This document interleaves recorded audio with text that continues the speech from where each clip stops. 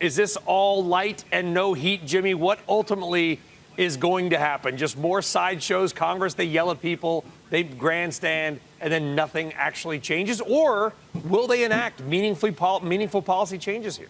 Yeah, I think we're past the point where we can just sort of dismiss all this as sort of, daily kind of, one-day hit, headline risk kinds of things. Listen, these companies certainly think that there's big political risk here. They are ramping up their lobbying operations. They're reorganizing their lobbying and public policy operations. They think there's an actual risk here, and I think they're right.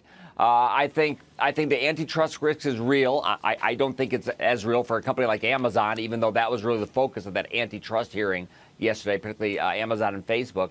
But I think whether it's antitrust, whether there will be some regulation, over the next 2 to 3 years. I'm not sure if it's going to look just like Europe's regulation, but there will be regulation on issues like data portability, I would think, privacy. And, of course, you have this weird treason issue, which is kind of scary that we're even talking about it. But now it's out there.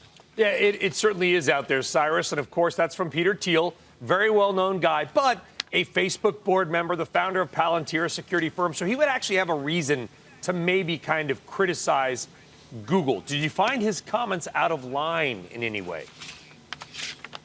I think America's got a big problem when it comes to China. The hawks in American politics are getting more hawkish about China. China's vying with the U.S. to become the world's sole superpower. And the key to being a superpower is you need to be militarily strong and economically strong. Now, AI is a dual-use technology. It can be used for the military and for civilian purposes. And that's why in some areas of what Google is working, you may classify it as a defense contractor. So in the same way that Lockheed Martin wouldn't share the designs for the F-35 with Chinese researchers, there's an argument to say, which Peter Thiel is promoting, there's an argument to say, why is Google sharing some of its AI technology with Chinese researchers when it can be used for military purposes? Yeah, I mean, listen, Peter's got a reason to say this stuff, as we noted, Jimmy Pethokoukis, again, but President Trump saying he will, quote, look into this.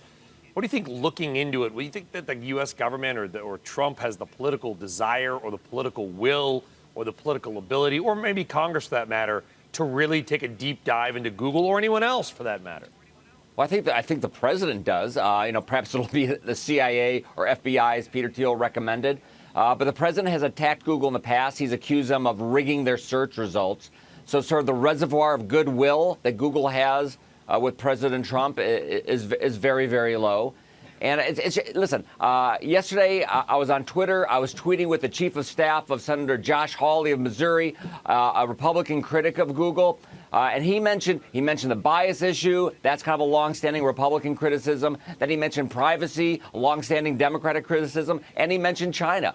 This has become sort of a full front problem for these tech companies, yeah. and there seem to be new issues popping up every day. But Cyrus, what do people expect? I mean, if I had said to you 20 years ago, Cyrus, I'm going to give you a device, I want you to put it in your pocket, it's going to track everywhere you go without you knowing, it's going to show everywhere you stop, how long you stay there, what you think about, what you would have said, you're crazy, what are you, North Korea? That's the phone.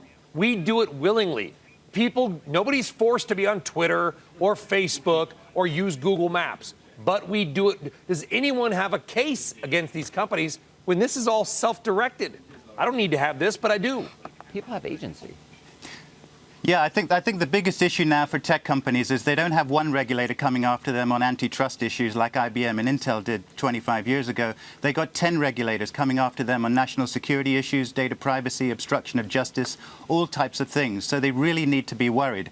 But in terms of the Google issue on national security, I think the outcome, must be that the U.S. imposes very clear guidelines on, how to share potential military secrets in the world of AI, how to share that with people.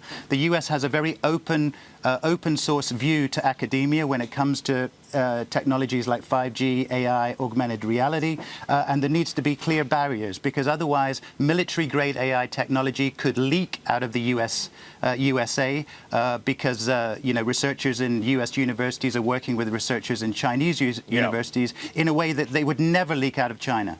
But there is, Jimmy, a very simple way to solve this. If Facebook offered a platform and said, for whatever dollars a year, you pay us annually and we'll show you no ads and use none. You know why they don't do that? Because numerous reports have posted that number for them to break even on what they make from us would be about $400 a year to use Facebook. They will never do that because the business of us is simply too big. But any product that does not charge a fee clearly is using us as the product. So how can anybody complain? Well, us as the product, yet it's in the interest of these companies to make sure their consumers are extraordinarily happy, that they're improving their product, that in the case of Google, that they're providing accurate search results. We're not some sort of passive product. We are a key element of their business. And listen, beyond the 202, we are there, Jimmy. We are beyond their the business. 202 area code, They Brian. are an empty Twitter, Instagram, Facebook. They are empty stores. We put the product in. If guys like you and Cyrus and myself and others, if we weren't on Twitter, there would be no Twitter. We are the product. Our little. But if we are not treated well, by these companies, they will lose us and they will lose those advertisers. That relationship where we're this passive product with our data sort of being shuffled around, I think really distorts sort of the two-way nature of this relationship. It feels more one way in some ways, but Jimmy, we always appreciate your tweets. Don't charge me for Google search. Well, they're not because they're making too much money on the back end with the advertisements, but that's why Google Chrome is free.